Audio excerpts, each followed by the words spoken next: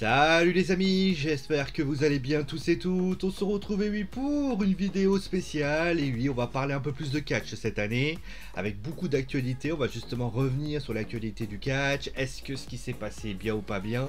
On va pas se contenter des choses, c'est ça qu'il faut vous dire. On va partir notamment sur du fantasy booking. S'il y a un sujet qui m'intéresse concrètement, d'ailleurs dites-moi s'il y a des sujets que vous dites tiens, ce sujet-là mériterait d'avoir un petit focus sur la chaîne. Dites-moi ce que vous en pensez, voilà, ça peut être un sujet de longue date, ça peut être un fantasy booking sur ce qu'il y a d'ancien. Bien évidemment, l'idée c'est vraiment de vous faire plaisir et de vous donner envie, voilà, de répondre, d'interagir et bien sûr de donner votre avis par rapport à ça. Et donc on va commencer tout de suite avec donc, alors pour information il y aura un sujet Baron Corbin qui va arriver, vous inquiétez pas, j'en avais parlé notamment du côté de WWE Raw, mais on va parler bien sûr de ce show qui est WWE NXT qui vit peut-être ses premières, alors on va pas dire sa première crise parce que c'est pas une crise en lui-même, mais ses premières désagréments, voilà, c'est ses premiers tremblements, parce que NXT était plutôt bien, enfin NXT a commencé très mal, on va en revenir là sur l'histoire de NXT, on fera d'ailleurs un bilan de NXT, parce que forcément c'est lié aux décisions qui auront peut-être lieu, parce que je dis peut-être, parce qu'on ne sait pas si elles seront officialisées ou non, c'est lié aussi peut-être aux renvois qui ont eu lieu, notamment ces 13 superstars qui ont été renvoyés la semaine dernière, dont on a inclus notamment Bobby Fish, Leon Ruff et ainsi de suite, et donc bien sûr on va parler aussi d'un homme, cet homme qui est là, cet homme dont on dit responsable finalement de ce qui s'est passé dans la dernière version de NXT. Alors, avant de commencer, on va commencer tout de suite par faire un petit rappel de ce qu'est NXT. NXT de base était une sorte d'académie qui était basée sur une forme de rookie pro qui était basée. Donc qu'est-ce qui se passait? Les superstars de la WWE, de Raw ou de SmackDown arrivaient et faisaient leur vie, ils faisaient ce qu'ils avaient à faire, et concrètement, ils coachaient une personne. D'ailleurs, ça donnait finalement aussi des rivalités, on pense à Daniel Bryan contre le Miz. Cette session a duré à peu près 5 ans, 5 saisons plutôt, parce que je crois qu'il y a des saisons pour ainsi dire. Ça a commencé en 2010, et au niveau du bilan, au niveau des superstars sortis concrètement, on est au regret de dire que la plupart ont été renvoyés. Le dernier en date à avoir été quitté la WWE, c'est Daniel Bryan, puisque Daniel Bryan a quitté la WWE pour ainsi dire. Mais concrètement, la plupart sont tous partis. Voilà, il reste plus grand monde. Le seul à ma guise qui est encore là, c'est Titus O'Neil. Je mets de côté Page, je mets de côté Baron Saxton, puisque ces deux-là ne sont plus. Un est commentateur et une malheureusement a dû prendre sa retraite en raison d'une grave blessure à la nuque, mais concrètement, à part ces deux-là, clairement, on n'a plus vraiment de traces de rookies de cette session-là.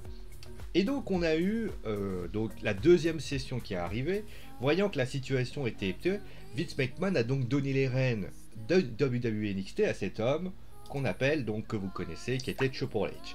Triple H a donc dit à ce moment précis que donc a pris les rênes, a modifié et a bien travaillé, notamment a fait des partenariats, on pense à la Evolve, etc. A créé notamment aussi des centres de développement qui ont été créés, notamment avec un NXT UK, qui est notamment où ce produit là très magnifique et resplendissante Amal.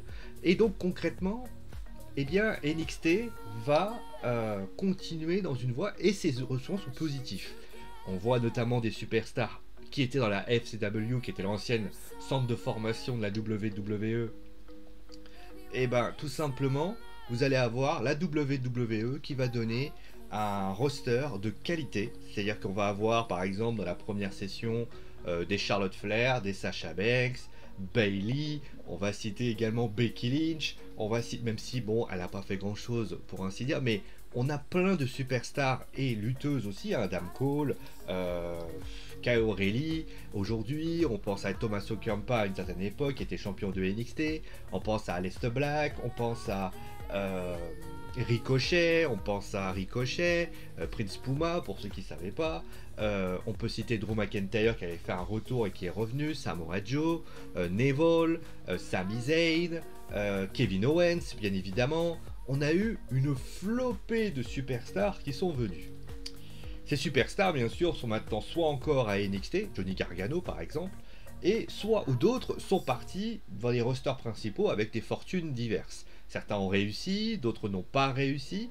Et donc à ce moment-là, eh bien nous sommes en 2019, Dynamite vient d'être créé, donc le show numéro 1 qui va supposer, je mets avec des guillemets, il est là, concurrencer la WWE et concrètement les battre, hein, c'est ce que disent les réseaux sociaux, hein, clairement, parce que les réseaux sociaux depuis le premier jour imaginent qu'ils vont exterminer la WWE. Et devinez quoi? Eh bien, pour contrer cette domination, la WWE prend la décision de mettre NXT en face, le troisième show, le third show, et de considérer que, un peu à la manière de la Première Guerre mondiale entre les Allemands et les Français, ça va se régler en moins de 3 secondes. Comme ça, Dynamite va fermer leur gueule et tout ça. Et ça ne se passe pas comme prévu, puisque les audiences ne sont pas bonnes du côté de NXT. Il n'y a jamais réellement de hausse d'audience. Dynamite domine à chaque fois, à part certaines exceptions, hein, mais en général c'est toujours de la domination. Surtout que la WWE avait mis quand même quelques têtes d'affiche d'anciens de NXT, on pense notamment à Finn Balor. Ils avaient notamment mis en avant un WrestleMania, souvenez-vous, avec un Charlotte Flair qui était championne de NXT. Clairement, il y avait quand même de la matière. Et finalement, ça n'a pas été le cas. Et concrètement, eh bien, voyant la situation ne pas aller, la WWE va décider de déplacer NXT, donc c'est le premier gros coup dur de NXT à ce moment-là, et décide de déplacer NXT du mercredi au mardi. Et concrètement, voilà. Et à ce moment-là, eh bien, il y a une information qui a été donnée, je vais vous la donner, c'est nos confrères de Catch News, qui est oublié par le Wrestling Observer Newsletter, qui considère ceci, donc je vais vous descendre la news. Voilà, donc NXT a perdu la guerre des mercredis soirs, ça c'est vrai. Donc Triple H est considéré comme responsable de l'échec à la WWE, car c'était une guerre que la fédération pensait gagner.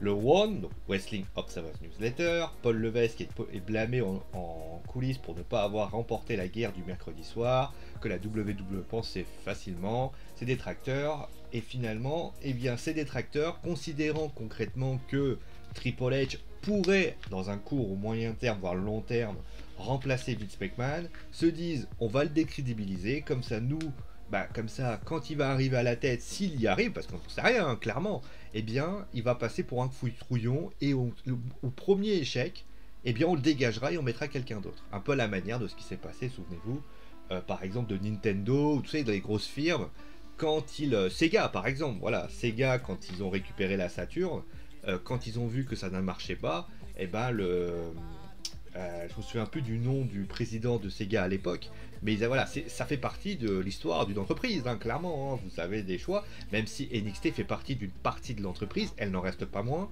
donnée. Alors, et le truc, c'est que l'information a été donnée, il y a un blâme, on dit voilà, que c'est à cause de Triple H qu'on n'a pas réussi. Et là, j'ai vu pas mal de gens commencer à dire que c'était abusé, que c'était tout ça. Alors, je vais mettre la photo de Triple H, comme ça va vous éviter de mettre... Si vous voulez lire, après vous lisez... je vais vous mettre comme ça vous avez le temps de lire.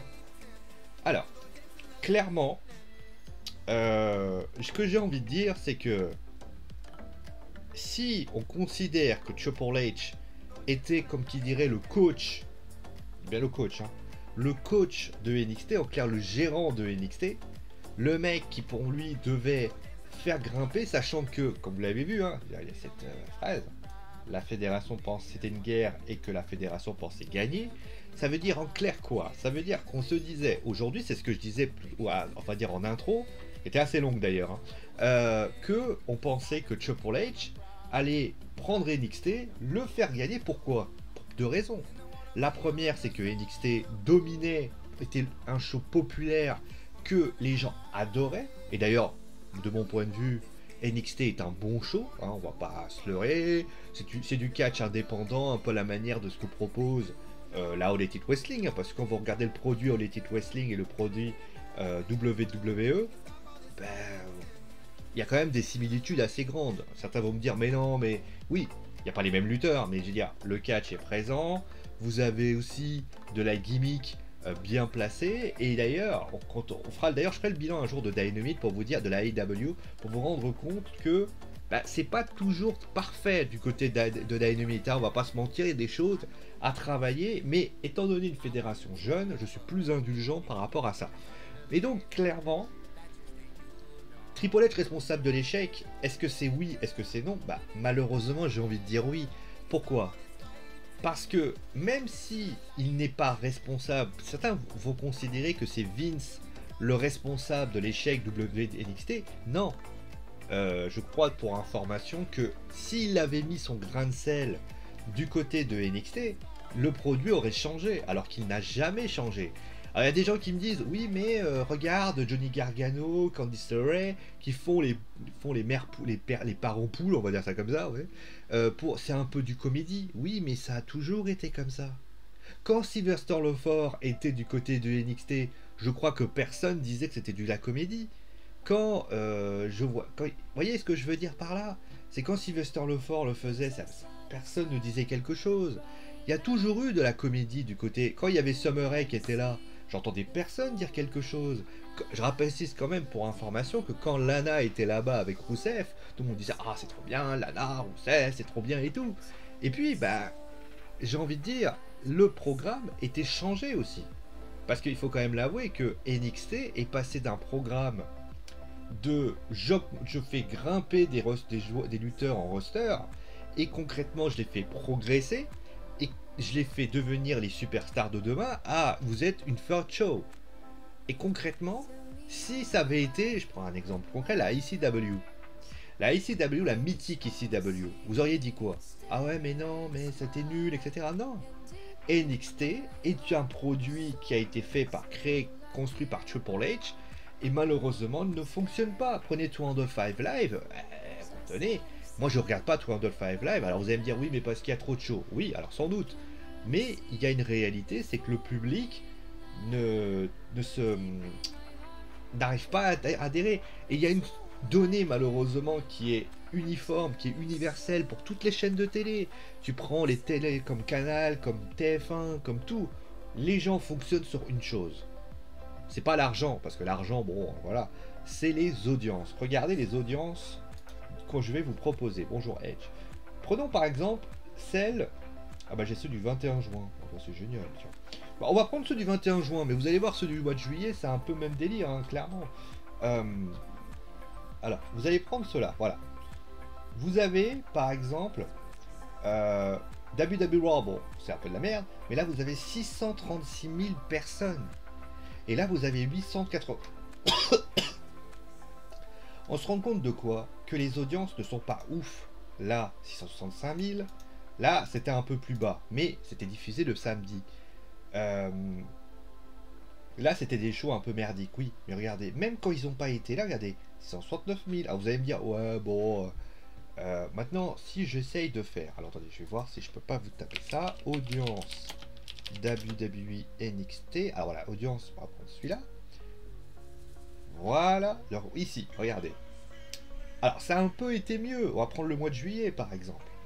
Le mois de juillet, c'est pas suffisant, regardez. 705 000, 709 000, 520 000, vous vous rendez compte? Alors certes, il y avait les Jeux Olympiques, mais regardez, même avec les Jeux Olympiques, Dynamite réussit quand même à avoir une audience au-dessus de 1,1,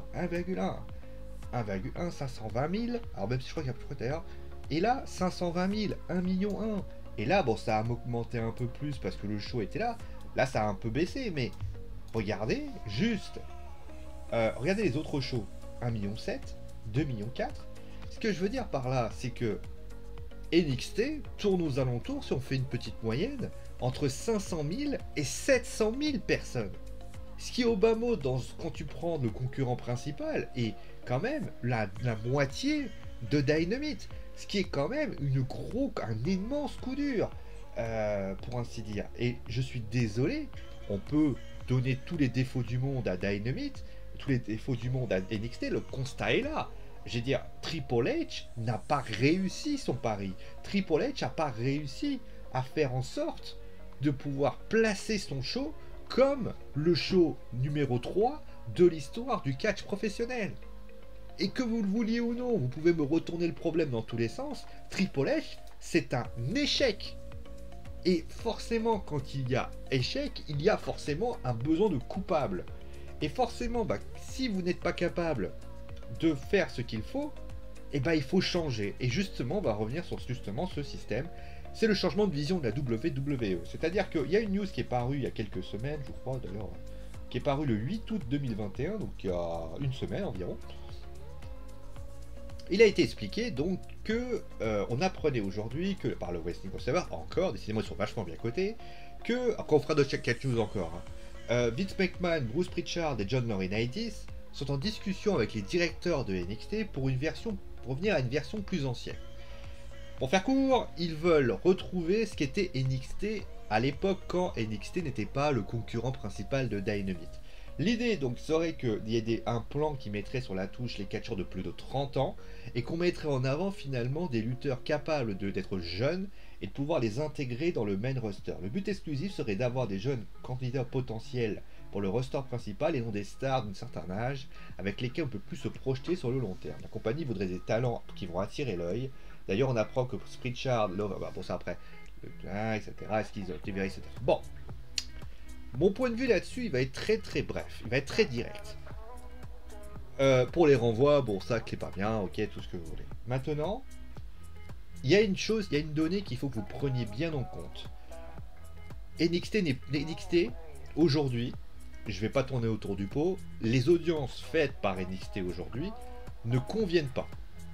Et j'ai peur d'ailleurs que si le jour où Adam Cole ou Pete Dunne ou peut-être d'autres s'en iront, que le show dégringole encore plus. Donc il faut trouver une solution. Aujourd'hui, tu peux pas laisser un show comme ça. Parce que si tu laisses un show comme ça, ce qui va se passer, c'est que soit le show va regrimper, alors vous allez me dire, vous allez mettre John Cena, mais ça changera rien. Vous allez me dire, ouais, on va mettre un Edge. Si vous mettez des lutteurs un peu plus chevronnés, voilà, oui, ça va marcher quelques semaines. Il va y avoir une sorte de curiosité qui va être faite. Mais le problème, c'est qu'après passer l'aspect curiosité, quand les mecs seront partis, bah, le show restera lui-même.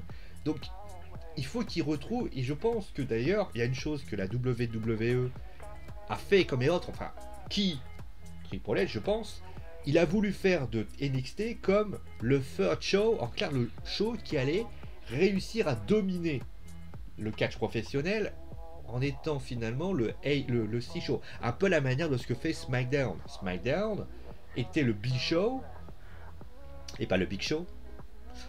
Concrètement, et pour ainsi dire, juste après, ils ont fait augmenter le roster pour finalement faire quelque chose qui était intéressant, puisqu'aujourd'hui, SmackDown domine le catch professionnel. C'est le numéro 1. Il n'y a pas un show de catch qui domine SmackDown. Il a peut-être pensé réussir à faire pareil. Il n'y est pas arrivé. C'est un échec, concrètement. Et donc, il faut changer quelque chose. Et donc, qu'est-ce qu'il faut changer ? L'idée, alors, repartir sur ce qui s'est passé auparavant, moi ce que je veux dire c'est que déjà c'est une bonne idée. Peut-être que ça serait intéressant de se dire, le roster de NXT doit se composer finalement de jeunes recrues, voilà pour prendre le terme, qui seront capables de, voir ce qu'on peut faire, avec le travail de ce qu'on peut faire, de vouloir aussi jeune, parce que plus t'es jeune, plus tu peux faire progresser, plus tu peux les faire progresser.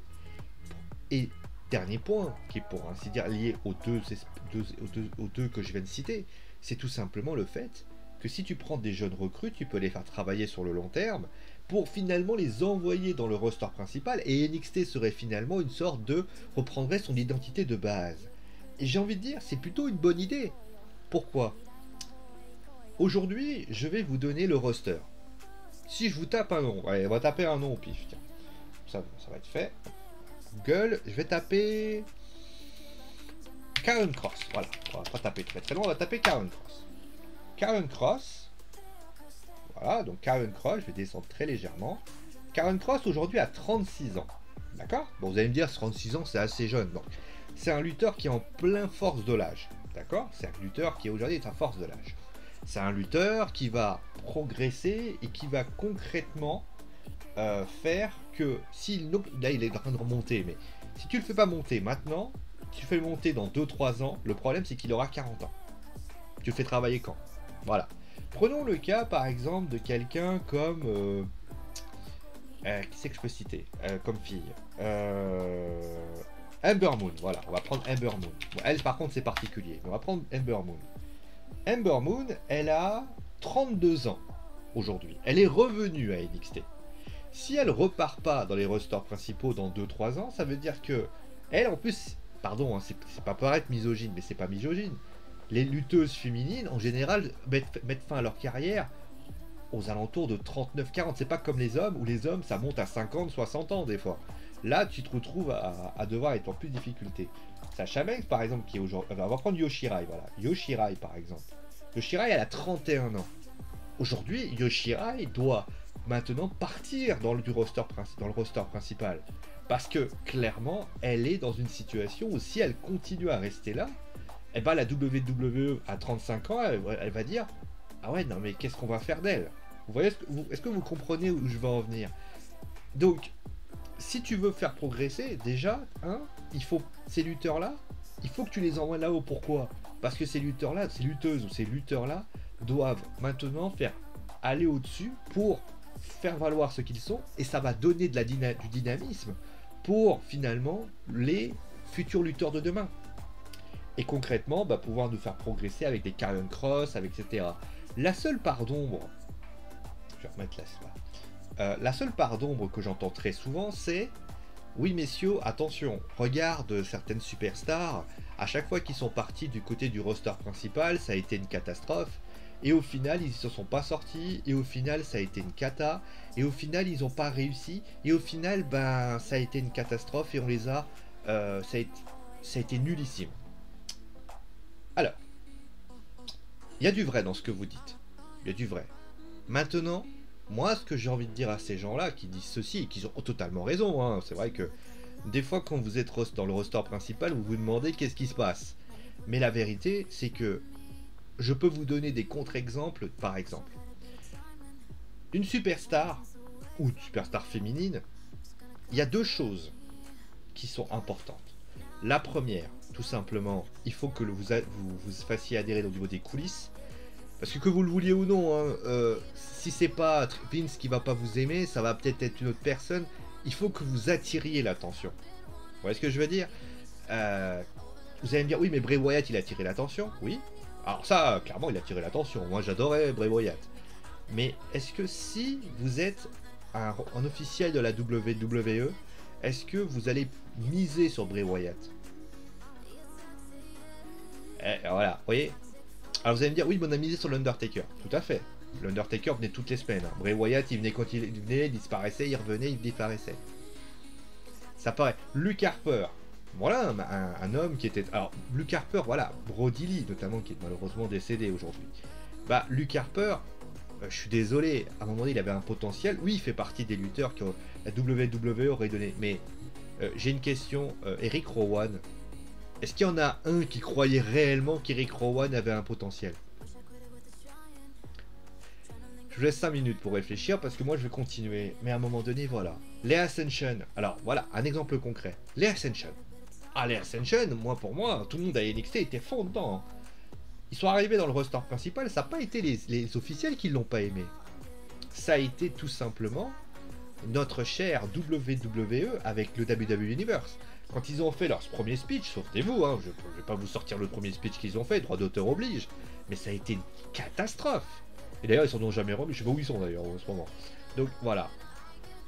Je peux vous en citer des tonnes, des lutteurs qui ont essayé. Et puis, dans la liste des lutteurs envoyés, alors attendez, je vais vous les donner, hein, on les a pas vraiment fait. Est-ce que je peux vous les donner? Voilà. Si vous enlevez Bobby Fish, Bronson Reed en est un exemple concret. Alors Mercedes Martinez, oui. Mais Mercedes Martinez, je suis désolé, encore une fois. Si je vous tape Mercedes Martinez, la dame, elle a 40 ans. Alors je sais qu'on va me dire, ouais, mais non. 40 ans, les gars. Tamina Snuka, elle a 40 ans. Vous croyez qu'elle va lutter combien de temps? Encore 10 ans? Non. Une lutteuse comme ça, tu peux plus faire quelque chose avec. C'est malheureux, et je dis pas ça parce que je l'aime pas, elle a beaucoup travaillé, elle a fait beaucoup de boulot, et il faut l'avouer qu'elle a fait. Bronson Reed, par exemple, en est le parfait exemple de ce qu'il faut pas faire, voilà, c'est vrai. Mais aux dernières nouvelles, je suis d'accord avec vous, il y a des erreurs aux côtés de la WWE, des erreurs de casting, je suis d'accord, Bronson Reed en est le parfait exemple, mais concrètement, tu dois adhérer pour pouvoir ainsi dire, tu dois te faire aimer du roster des officiels, mais tu dois aussi te faire aimer du WWE Universe. Et ça, je suis désolé, il y a des lutteurs qui sont pas arrivés. Aleister Black, les gens ont surtout... Alors, et le truc c'est que... Et toujours, il y a... Et ça, je dis toujours ça, il y a un parallèle entre ce que vous dites, et ce qui se passe. C'est-à-dire que vous avez ce qui se dit, je vois les réseaux sociaux, ah mais quel lutteur incroyable, t'es impressionnant, etc., etc. Et vous avez ce qui se passe dans l'aréna en lui-même. Vous voulez un exemple? Aleister Black. Aleister Black, voilà un lutteur qui était... Tout le monde en parlait. Lutteur incroyable, lutteur exceptionnel, lutteur au talent indéniable. Voilà ce qui se passe au niveau des fans. Voilà ce qui se passait. Les gens ne réagissaient pas. Andrade, ça a été particulier lui aussi. Andrade, très très bon lutteur. Et c'était un lutteur heel en plus. Donc il devait faire réagir. Il n'est pas arrivé. Pourquoi? Parce qu'à un moment donné, le mec parlait que espagnol. Parce que les gens, ils n'arrivaient pas à adhérer à lui. Et puis, c'est bien beau de parler des échecs, mais parlons aussi des réussites, parce que je suis désolé, s'il y avait que des lutteurs de l'ancienne époque, la WWE aurait eu une moyenne d'âge très faible. Là, il y a eu quoi? Prenons, par exemple, les dernières championnes féminines de la WWE. Vous avez l'impression qu'il y a eu beaucoup de lutteurs de l'ancienne génération qu'on a vu? Si vous enlevez Natalia, je pense que vous avez du Carmella, vous avez du Alexa Bliss, vous avez du Becky Lynch, vous avez du Charlotte Flair, d'ailleurs ça aussi, il y a des fameux débats sur ouais, ils sont trop mis en avant, Sasha Banks, Bianca Belair, oh, bizarrement, Bianca Belair, Asuka, vous avez 7 lutteuses, alors, voilà ici, vous avez 7 lutteuses qui ont fait NXT. Donc, à un moment donné, quand on me dit que les lutteuses de NXT n'a jamais été mis en avant, regardez les lutteuses qu'on a vues. Prenez par exemple chez les garçons, on va continuer avec ça, prenez les derniers champions universels. Vous enlevez Brock Lesnar qui est particulier, on va dire. Vous avez Drew McIntyre, alors attendez, on va prendre les titres de la WWE universelle. Vous avez Drew McIntyre, vous avez Finn Balor, vous avez Kevin Owens, vous avez Seth Rollins, vous avez une ribambelle de lutteurs. Donc j'ai encore une fois une question. Si les lutteurs de NXT n'étaient pas mis en avant, pourquoi ces lutteurs-là seraient mis en avant? Pourquoi Seth Rollins est poussé? Pourquoi Roman Reigns est poussé? Pourquoi Dean Ambrose à une certaine époque était poussé? Pourquoi Finn Balor à un moment donné a eu un constat d'échec? Bah oui, pourquoi? Parce que les gens adoraient Finn Balor, mais adoraient à petite échelle. Alors c'est pas beau de lever les bras, hein, mais à un moment donné, il faut faire plus. Il faut faire plus, et c'est ça la réalité. Il faut que le public soit à l'unisson. Prenez Kofi Kingston, et surtout quand vous dites que la WWE n'écoute jamais. On parle de Kofi Kingston, de Daniel Bryan, de... Voyez, la vérité, c'est que les gens, si vous... En fait, comme on dit souvent, si vous n'arrivez pas à adhérer, les gens en coulisses, adhérez-vous par le cœur. Prenez Becky Lynch, elle n'a pas réussi à... Les gens, je vous dire la vérité, les gens disaient... Bonne lutteuse, sympathique, qui fait pas chier le monde. Sauf que les gens après l'adoraient. Quand ils ont vu qu'elle a fait un heel turn et que les gens l'adoraient encore, qu'elle a fait une gimmick de The Man, les gens ont adoré. C'est tout. La vérité, elle est là. Et je pense que ceux qui disent ils vont monter, ils vont pas y arriver, c'est à eux aussi de se faire une identité. Prenez... Nikki Cross, je demande à ce que vous me dites, Nikki Cross aurait-elle pu avoir un jour un titre féminin? Personne l'aurait dit. Prenez les Heavy Machinery avec Otis. Otis, il a été Mr. Money in the Bank, là il a une gimmick plutôt sympa. J'ai entendu personne dire quelque chose. Bon voilà. Moi, mon point de vue là-dessus, c'est que tenter de faire un rajeunissement du roster aujourd'hui permettrait notamment de les faire travailler, de les faire bosser et aussi de les faire s'identifier aux gens. Parce que si tu prends des jeunes lutteurs et que finalement tu arrives à faire adhérer 2-3 lutteurs et que les audiences remontent en disant voilà, aujourd'hui, en disant voilà simplement une chose. Aujourd'hui, vous arrêtez de penser qu'NXT est un third show, vous partez du principe que c'est NXT, c'est là pour, pardon, pour mettre en avant, pour pouvoir être les lutteurs de demain. Bah, quand ils vont arriver, on va dire, bah tiens, Yoshirai, lutteuse de demain, machin, lutteuse de demain, Adam Cole, lutteur d'aujourd'hui. Et là, ça va bien se faire. Et les gens qui voudront voir les lutteurs de demain, eh ben, ils vont s'y intéresser. Mais ils peuvent pas rester avec des audiences si faibles, avec des lutteurs qui sont top d'affiche, comme des Adam Cole ou des Yoshirai. Ça risque d'être trop limité. Voilà. J'ai pas grand chose à dire de plus par rapport à ce que je disais. Tout ce que je peux dire, c'est que NXT doit changer quelque chose. Est-ce que c'est la solution de changer, c'est de vouloir faire ça? J'en sais rien. Mais en tout cas, ce qui est certain, c'est que l'idée mérite d'être creusée. Voilà. Merci à vous tout le monde d'avoir suivi l'émission. Portez-vous bien. Et c'est mon dernier mot. Parce que j'ai. Allez, ciao les amis.